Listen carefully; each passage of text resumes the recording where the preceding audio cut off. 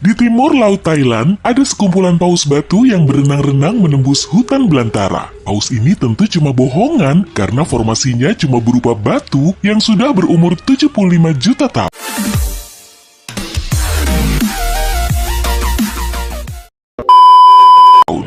Tempat ini dulunya berupa hamparan gurun, pergerakan kerak bumi kemudian mendorong batu pasirnya naik. Terbentuklah pegunungan super keren ini.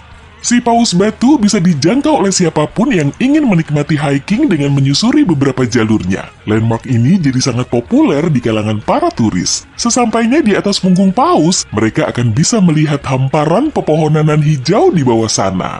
Di jalur hiking ini, terdapat air terjun, beraneka tumbuhan eksotis, serta hewan. Dari puncaknya, bahkan negara tetangga Thailand, Laos, bisa terlihat. Bentuk formasi batu ini memang mirip seperti paus yang berenang secara berkelompok. Pantes aja, tempat ini juga dijuluki Batu Tiga Paus. Wah, pasti luar biasa banget ya kalau bisa menikmati keindahan Thailand dari punggung paus ini. Pada bulan Maret 2011 lalu, seorang pekerja tambang menemukan objek langka saat sedang menggali tambang. Rupanya, dia baru saja menggali spesimen Nodosaurus yang hampir awet sempurna. Dinosaurus yang sudah punah ini kurang lebih seberat 1.360 kg dan tumbuh hingga sepanjang 5,5 meter. Meski sudah berumur 110 juta tahun, Nodosaurus ini masih sangat terjaga sehingga masih terlihat perisai tubuhnya yang berat dan kulitnya yang bersisik. Setelah proses panjang dan melelahkan selama hampir 1 tahun untuk menyingkap penemuan hebat ini, fosil tersebut akhirnya dipamerkan di suatu museum di Kanada pada tahun 2017. Dan uniknya, hasil analisis di warna kulitnya menunjukkan kemungkinan Nodosaurus ini bisa berkamuflase, seperti tokek dan ngengat di masa kini. Kulitnya ini merupakan fitur tambahan dari duri dan sisik yang membuatnya terlihat seperti tank berjalan. Nodosaurus yang masih dipelajari sampai sekarang ini bisa dianggap sebagai salah satu fosil terpenting yang ditemukan sejak sekian lama. Detailnya bisa membantu kita menyibak lebih banyak misteri di masa silam. Manuskrip Voynich adalah dokumen paling misterius di dunia. Sejak penemuannya pada tahun 1912, manuskrip ini masih menjadi misteri bagi setiap orang yang melihatnya. Di dalamnya terdapat banyak gambar pepohonan aneh, benda-benda tak dikenal, dan lambang zodiak. Meski begitu, isi tulisannya justru jauh lebih menarik. Bahasa yang digunakan di teks ini sama sekali tak bisa dipahami. Tidak ada yang tahu pasti isi tulisannya, siapa penulisnya, atau tempat penulisannya.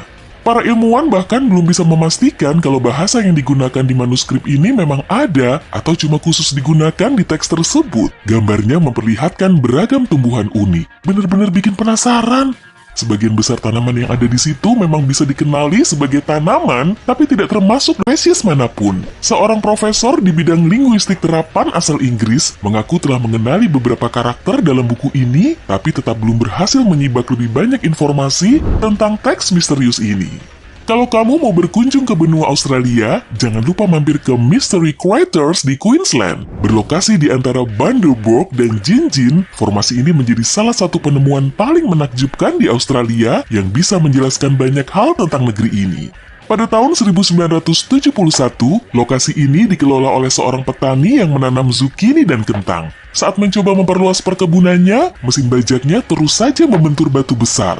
Saat ia mengamati batu penghalang ini secara lebih seksama, terlihat fosil hewan laut dan kawah aneh. Petani itu kemudian menyampaikan temuannya ke sejumlah profesor geologi yang datang ke lokasi perkebunannya untuk meneliti formasi itu. Saat mulai menggali di area sekitar, mereka menemukan selapis batu pasir raksasa dan noda ochre yang benar-benar berada di bawah kawah.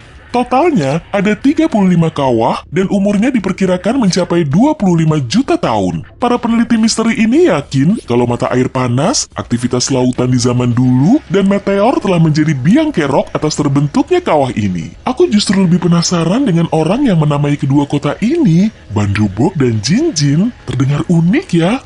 Mekanisme Antikythera merupakan semacam komputer purba yang bikin para ilmuwan garuk-garuk kepala. Desanya saja sudah bikin melongo. Sebuah kapal Yunani tenggelam di pesisir pulau Antikythera sekitar 2000 tahun yang lalu.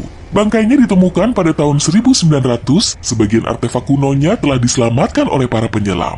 Saat para arkeolog mulai meneliti penemuan dari reruntuhan itu, mereka mendeteksi satu objek yang paling beda dari objek lain. Bangkai kapal itu memang kuno, tapi terdapat perangkat bagus yang dilengkapi dengan teknologi canggih. Mesin ini berfungsi sebagai kalkulator yang membantu penggunanya menghitung waktu, pergerakan bintang, gerhana, dan fase bulan. Bahkan juga dipakai untuk menghitung mundur acara-acara besar seperti Olimpiade dengan tingkat akurasi yang tinggi. Benar-benar sulit dijelaskan kalau teknologi secanggih ini berasal dari reruntuhan kapal Yunani kuno.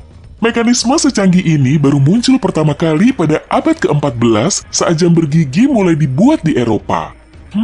Gimana ceritanya perangkat dari zaman dahulu kala kok bisa secanggih 1400 tahun sebelum waktunya? Mungkin karena Antikythera telah tenggelam dan menghilang, sehingga bisa memperlambat kemajuan teknologi hingga selama ratusan tahun? Sementara itu, pegunungan Kaukasus di dekat Laut Hitam termasuk salah satu area di Eropa yang tidak terjamah oleh manusia. Meski kebanyakan orang berkulit putih di seluruh dunia disebut sebagai orang Kaukasia, namun para arkeolog menemukan banyak sekali struktur megalitikum di kawasan ini. Struktur mirip rumah ini dengan nama dolmen berisi perhiasan perkakas dari perunggu dan berbagai gerabah. Mereka tidak tahu siapa yang telah membuatnya, bahkan juga tidak bisa menjelaskan alasan dan tujuan pembuatannya. Bangunannya terdiri dari dua batu yang menopang satu batu besar sebagai atap, atau bisa juga dilihat sebagai batu kecil yang dibuat sebagai dinding berlubang di satu sisinya. Ada juga batu yang menutupi semua misteri yang ada di dalamnya, dan anehnya lagi, formasi ini tidak cuma ditemukan di Kaukasus, tapi juga di seluruh dunia. Australia, Korea Selatan, Kolombia,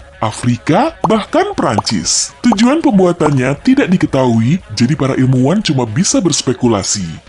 Makam Kaisar Tiongkok pertama ditemukan pada tahun 1974 dan masih terdokumentasi dengan baik. Lagi pula, siapa juga yang bisa lupa dengan penemuan 8.000 tentara terakota yang menjaga pintu masuknya kan? Sebagian patung ini berupa tentara, masing-masing punya ekspresi wajah yang unik. Bahkan ada kuda dan kereta kuda terakota dalam ukuran yang sebenarnya loh, fungsinya sebagai perlindungan ekstra.